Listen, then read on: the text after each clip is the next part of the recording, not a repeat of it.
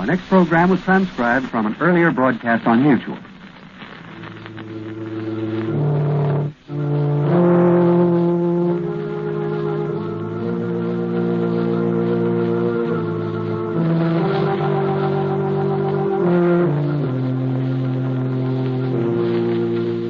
Who knows what evil lurks in the hearts of men? The shadow knows.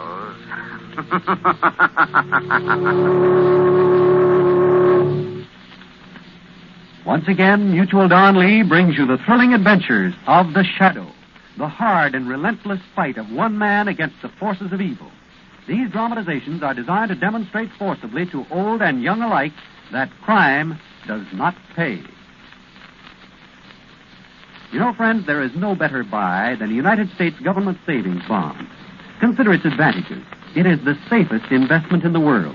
It will never be worth less than you pay for it, and it grows in value with each year, paying you back at maturity $4 for every $3 invested. Not only that, if an emergency arises, your bond is easy to redeem. You get back what you pay for it, plus any interest that has accrued. So here you have the prize investment in the world, the safest investment with the best return.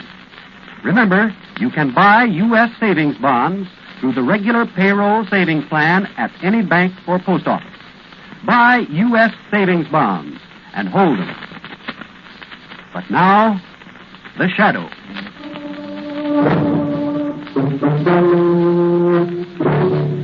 The Shadow, who aids the forces of law and order, is in reality Lamont Cranston, wealthy young man about town. Years ago in the Orient, Cranston learned a strange and mysterious secret. The hypnotic power to cloud men's minds so they cannot see him. Cranston's friend and companion, the lovely Margot Lane, is the only person who knows to whom the voice of the invisible shadow belongs. Today's drama, The Bride Wore Black.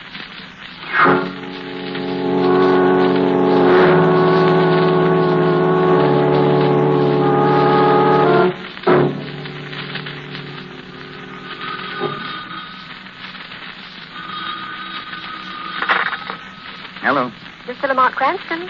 Mr. Cranston speaking. Mr. Cranston, I have a long-distance call for you. Go ahead, please. Hello, Lamont. This is Phillips. You remember me? Phillips. Yes, of course. This is a surprise. Lamont, I'm at my family home. You've got to save me. I'm losing my mind. Wait a minute, old man. Calm down. What is it? I know about your work, Lamont. People you saved. There's something horrible happening here. You've got to get me out of here. Hurry before it's too late. Where is your home, Phillips? Well, it's...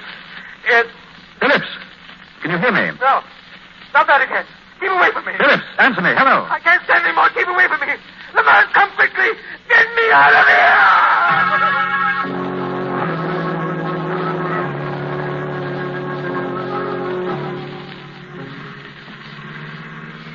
Lamont, this can't be the right road. It's nothing but mud and swamp water. We'll never get through tonight. The road the villagers told us led to the old Phillips mansion, and I checked with the college. Oh, that's right. You were in college together with Phillips, weren't you? Roommates for 2 semesters. Oh, he's a heck of a swell guy. One of the smartest in school and most popular. Yes, I remember reading something in the society column when he got married. He always was very old Southern family. Planned on restoring the old family home down here for his bride. What are his people like, darling? Oh, funny. Now you mention it. Well, I really don't know. His parents are dead, but aside from that, I don't ever remember us mentioning his family at all. Well, now, what's this? Ooh. Well, this is the end of the road. So I see. Well, I guess I was still back in school. No. Look ahead there in the car light. What are those white stone slabs? Looks like we've taken the road leading to the family burial ground. Oh. Well, that's a lovely entrance, darling. Yes, isn't it? Well, at least it proves we must be somewhere near the house.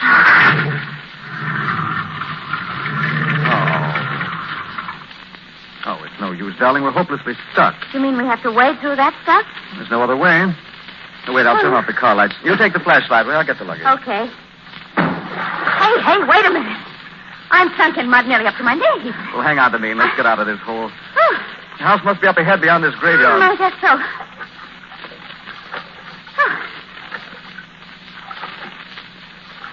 Lamont. Lamont, there's something alive swimming down here. Swamp rat. Oh. That kick did it, swimming away. Ooh. All right, come on. Darling, I'm frightened. walking over these graves. Hold the flashlight steady. What's that? I don't know. Raise the flashlight. Lamont, it's a huge man. And he's wading toward us. There's blood on his face and body. Go. Go. Run away quick. What's the matter with him? Go. Go, the swarm devil will get you. Lamont! Lamont, Are you all right? yes. Yes, I'm all right. Look, darling, he's fallen. Face down in the swamp. Oh, Lamont, it's so horrible. His body's all cut and bleeding. He's dead, darling. Look, the water's alive with swimming little animals. Rats. Swamp rats. Oh, Now hurry back to the car. can't run. I'm bogged down in the mud. Grab onto me, darling. They're after us, Lamont. They're after us. Wait. Oh, look, they're swimming away. Oh, those dogs barking, that scared them away, I guess. If someone's coming, I can see a beam of a flashlight through the trees. Well, thank goodness you came. What are you doing on this property? I'm Lamont Cranston. This is Miss Lane. We're trying to reach the Phillips mansion. Have you seen a big man servant out here? Yes, we have. Shine your flashlight down there. Yes. He's dead. Is that why you had the dogs? You were looking for him. Poor Japheth. The swamp rats got him. Your servant? The last of the Phillips old servants. Grandson of slaves.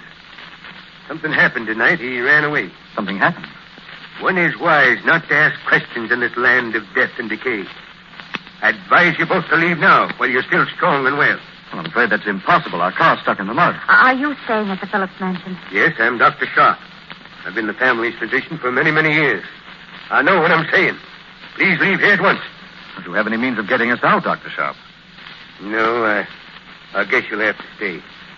We'll put you up overnight. Come with me.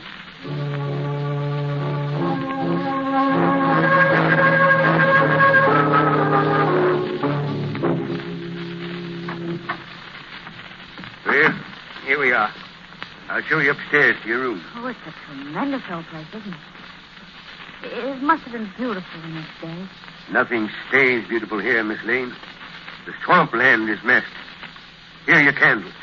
Last night's storm put out the lighting system. Well, I'd like to see my friend Phillips before we retire for the night. I'm afraid that's impossible. I've given him drugs.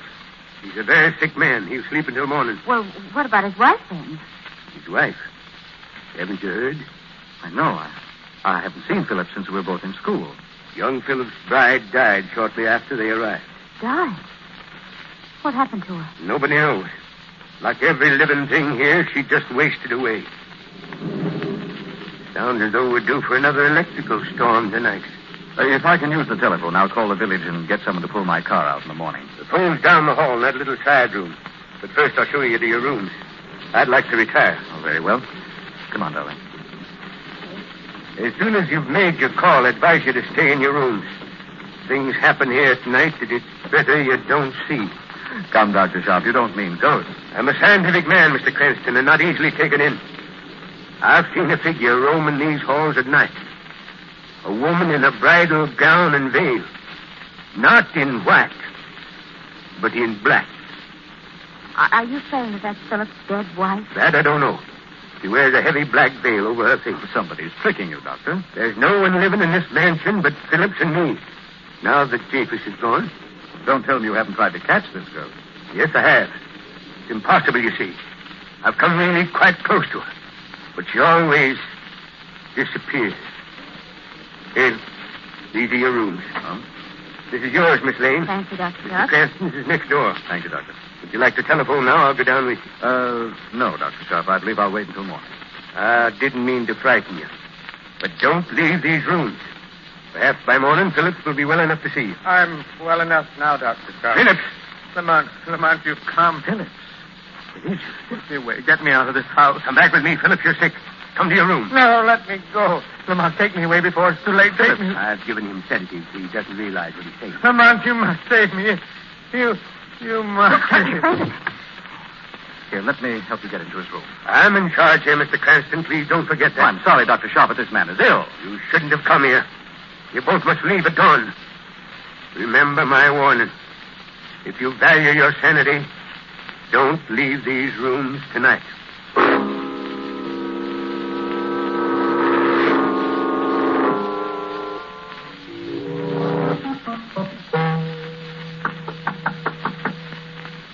Margot. Lamont, darling, you asleep? Oh, no, darling. I haven't even tried. Come on. But where have you been? I've been frantic. I went to your room just a little while ago and you were gone. I went downstairs to the telephone after Dr. Sharp and Phillips left. Well, you said you'd wait till morning. I wanted to throw Dr. Sharp off guard. Oh. Found something interesting, Margot. I found the telephone, all right. Torn out from the wall. But you said Phillips called you. That's why the phone went dead. You know, there is something you've done in this house. Yes. I thought I heard it before when you were downstairs. It's in the hall. Coming close. Come on, please don't open that door. Here, Margot, quick. But... It's dark in the hall. I can't see. Oh! There, in the flash of lightning. The figure of a girl. Yes, I saw it, too. She's dressed in black. Stand back. She's passing the door. There's a black veil over her face. It is the ghost bride. Dr. Sharp was right. We'll soon find out, Margot. Come on. I want to follow her and see where she goes. I can't see her anymore. And the music's faded now. There, in that lightning flash. She's at the end of the hall. Hurry, Margot, run. Yes, but where is she? I can't see her. She's disappeared. There's no one here. Come on, what's happening to us? Is this place driving us out of our minds? No, Margot, there was a bride wearing black. Look, I have proof. What is it? Something she dropped on the floor. Look here. Come on. It's a bride's bouquet. Yes. The bride's bouquet, Margot. Of decayed, dead flowers.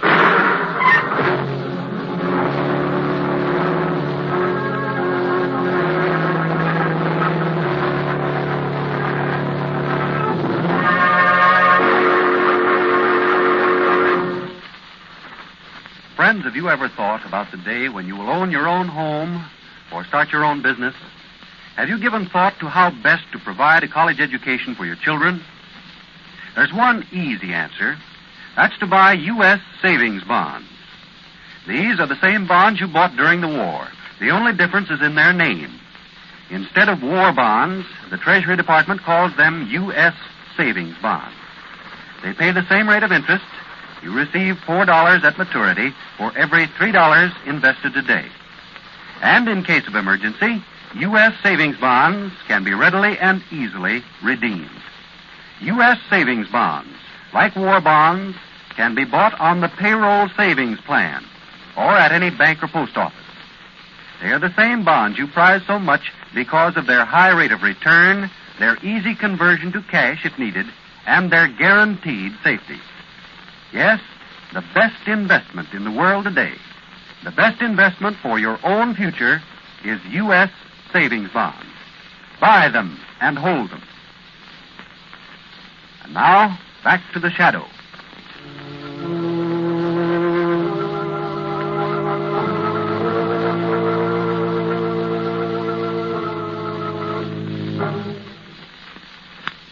Forced to spend the night in a decaying old southern mansion belonging to a friend, Lamont Cranston and Margot Lane follow the mysterious figure of the ghost bride who wears black to have her disappear in a blinding flash of lightning. Yes, Margot. The bouquet of decayed, dead flowers. It does prove this. Our bride is no ghost. Who could she be, Lamont? I don't know yet, darling, but I know someone who does. And I'm going to make him tell the shadow now.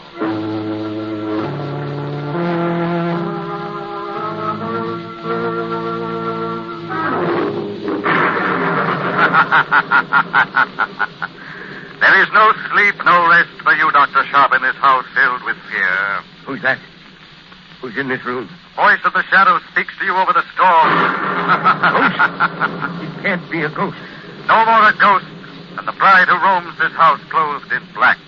You've seen the bride? Who is she, Doctor? Who is this woman dressed in black? I don't know. I won't tell you.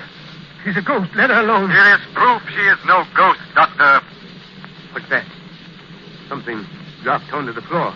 A bridal bouquet, Dr. Sharp. It's hers.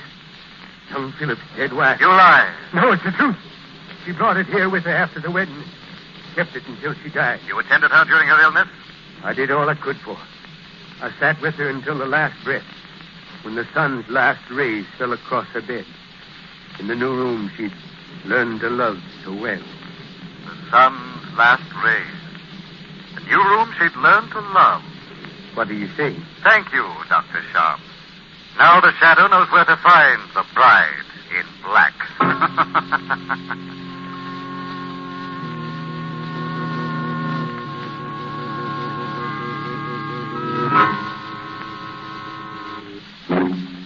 Margot, Oh, good.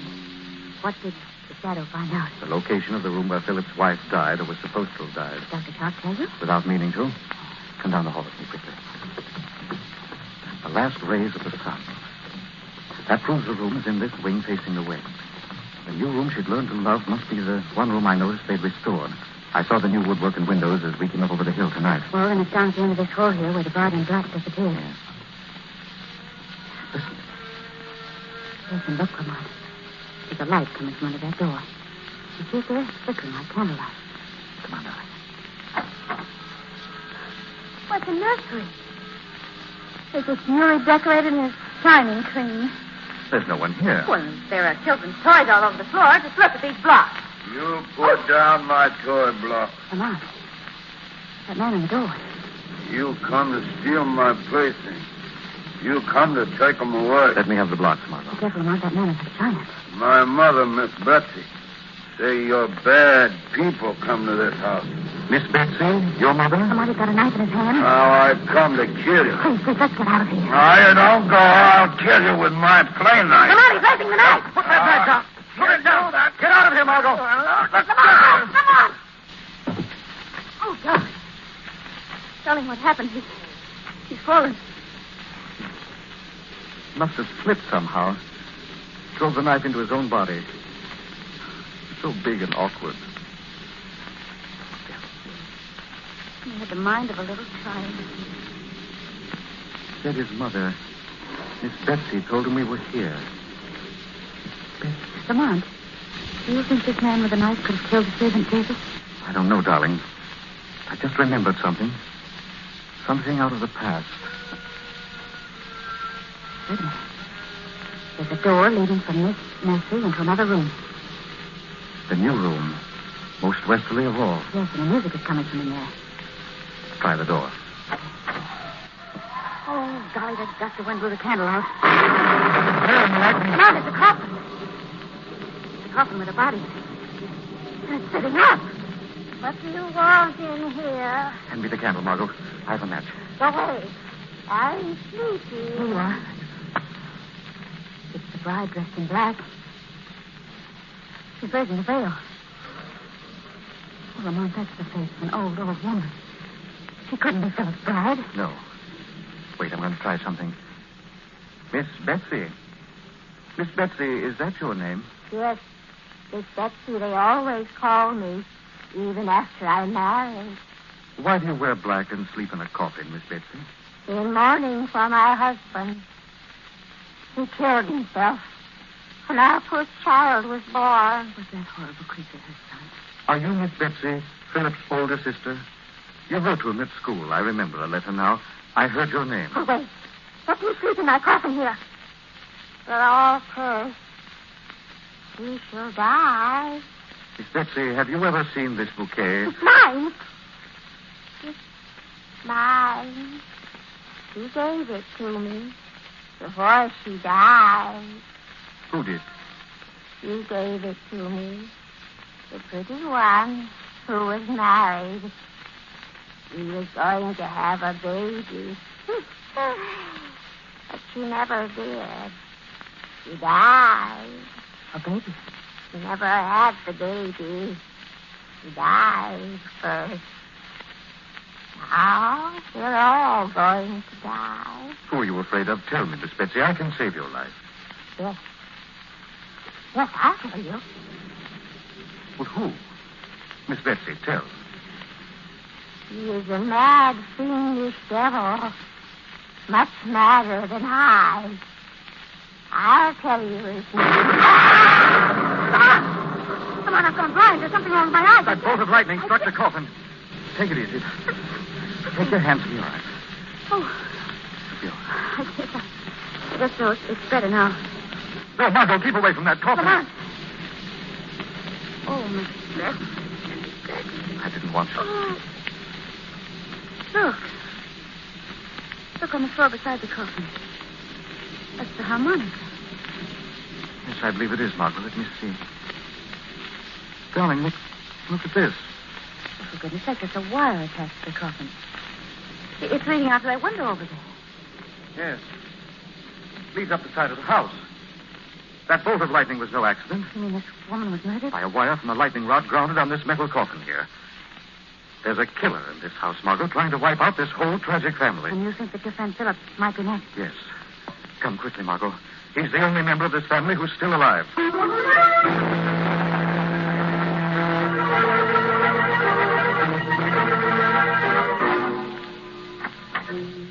is his room, Margot. Well, Philip is still safe. He's asleep on the bed. Phillips, wake up. It's Cranston.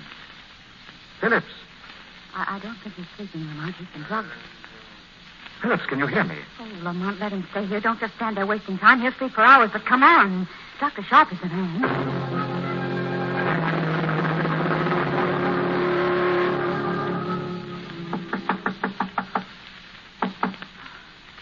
There's no answer.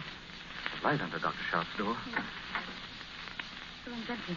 Look, the window's open. Yes, he's gotten away. Come on. Come and get me.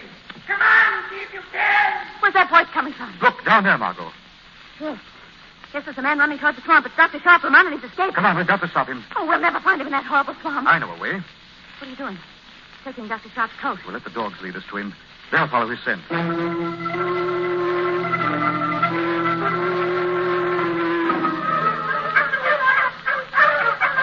sorry, darling. I just can't walk any faster in this deep mud. You've got to come along, darling. I can't leave you here now. There he is, just ahead. I saw him running just then.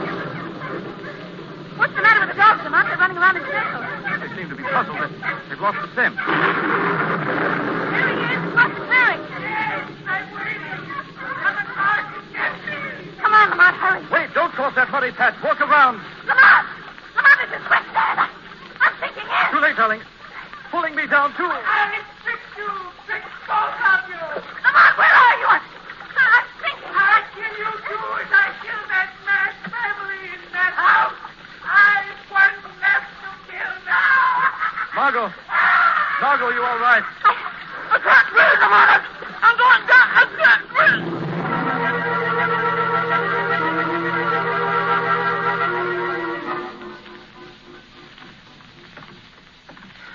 One more to kill. Then all will be gone. No one will know. Cranston and the girl knew too much. But I finished them. Yes, this is his room. Now to finish my work. White madness from this house. You too are mad. As mad as they. Who's there? The voice of the shadow tells the story of your guilt. No voice can stop me. You killed the young bride when you knew there was to be a child. It would have gone mad, like all the rest. Yes, I killed her. And Davis, too, when he found out what I'd done. Now there's one left. And I kill him tonight. Your killings are over. Oh, no, you can't stop me. I'm too clever for that.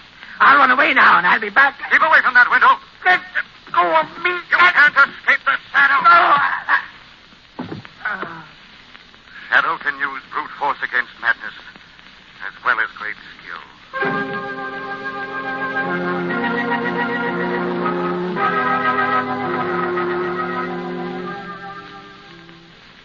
You all right now, darling?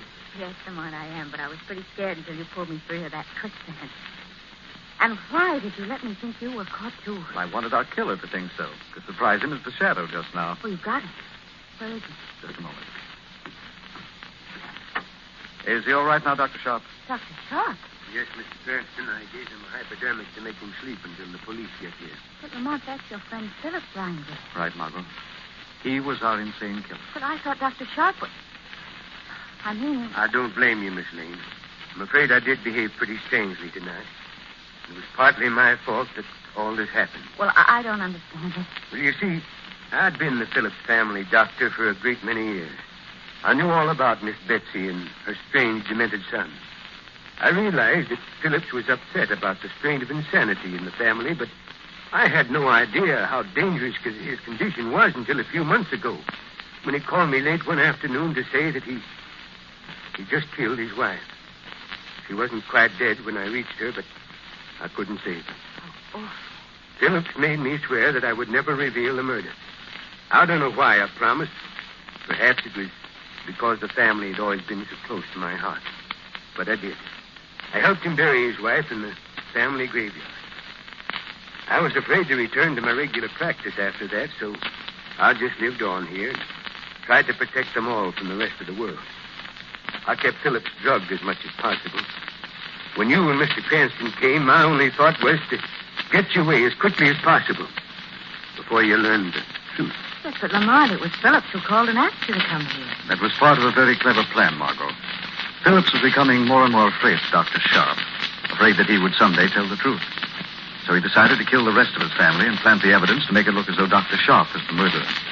That's why he called me, so that I would come here and be a witness to condemn Dr. Sharp. Then you mean that whole telephone call was staged? Right.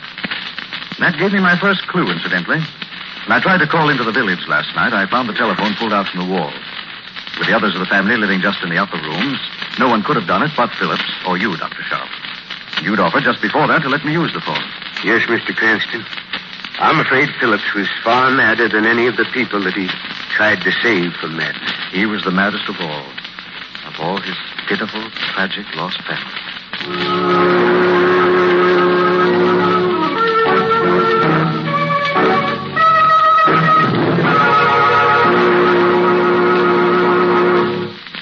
Millions of people are still buying bonds through the payroll savings plan.